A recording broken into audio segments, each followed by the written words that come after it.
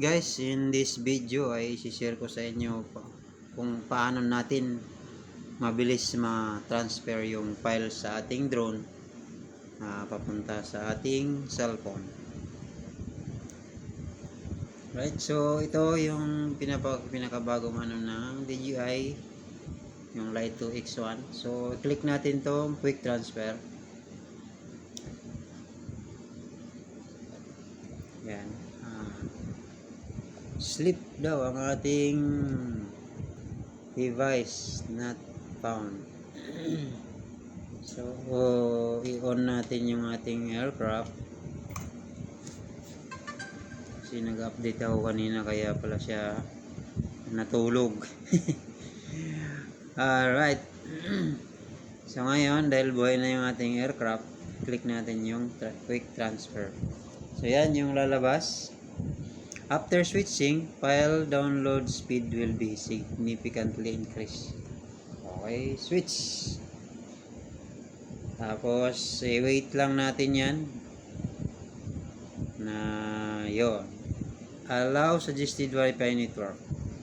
Okay, allow. Device to use with DJI Fly. Connect.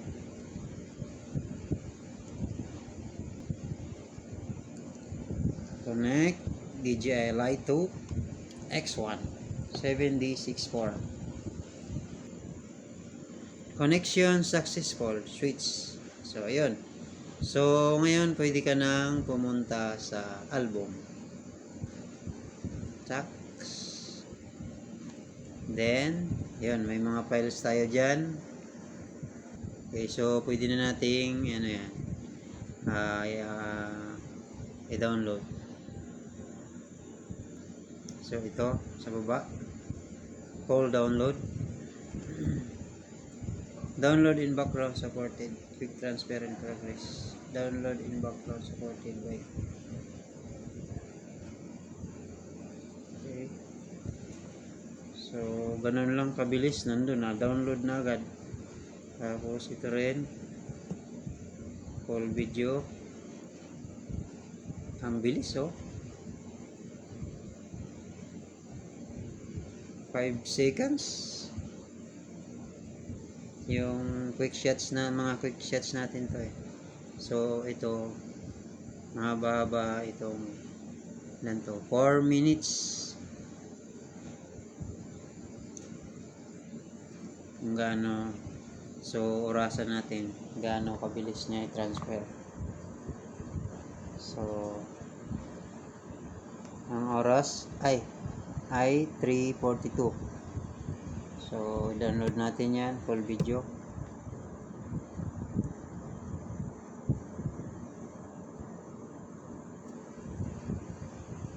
Kung hanggang anong oras niya matapos ng download.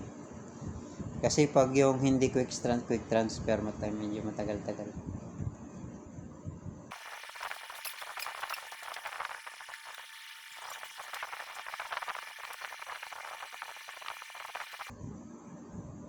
Okay, file downloaded na. So anong oras? So 2 minutes. 2 minutes yung 4 minutes ay na download nyo na agad ng within 2 minutes lang. Okay, so mas mabilis to kay kumpara dun sa i-download mo lang siya ng hindi naka-quick transfer. Medyo mabagal. So, kailangan nga lang pag nag-quick transfer ay naka-connect ka sa Wi-Fi para mas mabilis. Kasi kung hindi mo magagamit ang quick transfer pagka hindi naka-connect sa Wi-Fi. Okay. So, download na natin lahat to.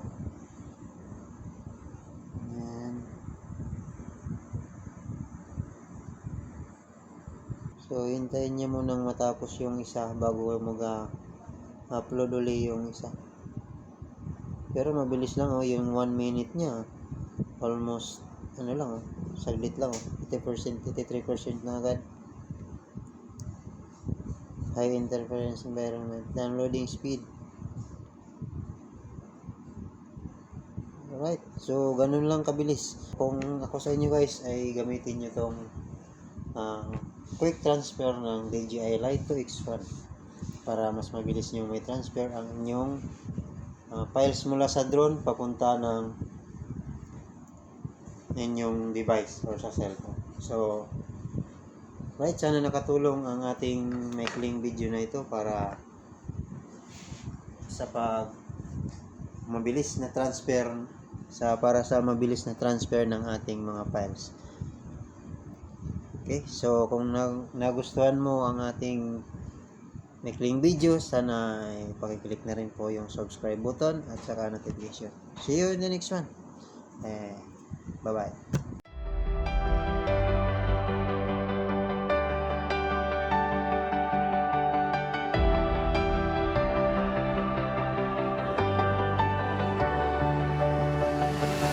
Morning light on an empty street, running hard to the steady beat.